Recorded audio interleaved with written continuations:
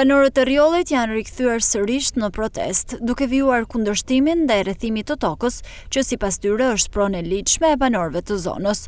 Ndryshe nga protestat e mëparshme, këtë herë tubimi u zhvillua në mënyrë paqësore, në hyrje të kontinjerit ku po ndërtohet resorti turistik. Të mbështetur edhe nga aktivist, protestuesit kërkuan heqjen sa më parë të gardhit metalik që rrethon territorin e kontestuar, si dhe pezullimin e menjëhershëm të punimeve në kantier. Ata theksuan se nuk do të heqin dorë nga kërkesa për rikthimin e tokave që pretendojnë se u përkasin. Oligark, duke na dhënë parë tona, paguajnë edhe policinë private, me ata thrimet e tyre për të marrë veten. Kjo është ironi dhe turp njëkohësisht. Si mund të çojë fëmijëve një rrogë, si unë kam haram?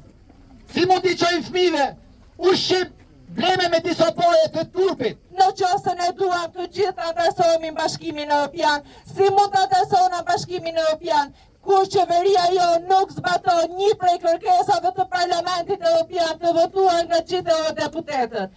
Dhe mbështetja për Rjollin, për Zvërnecin dhe për çdo zot të mbrojtur të Shqipërisë është treguar mas qarti këtë ditë Tiranë, ku shumë eurodeputet kanë ardhur dhe na kanë thënë nuk jeni vetëm, jena me ju.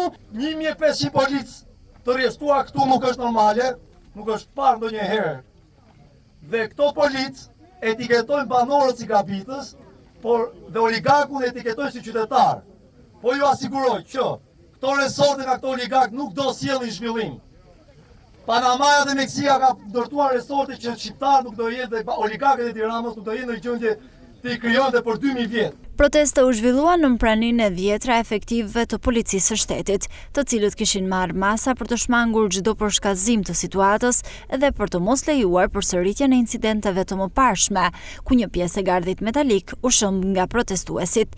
Prej më shumë se 4 muajsh, banorët e Rjollit vjojnë rezistencën e tyre kundër projektit, duke pretenduar se toka mbi të cilën po ndërtohet resorti u janë marrë në mënyrë të padrejtë.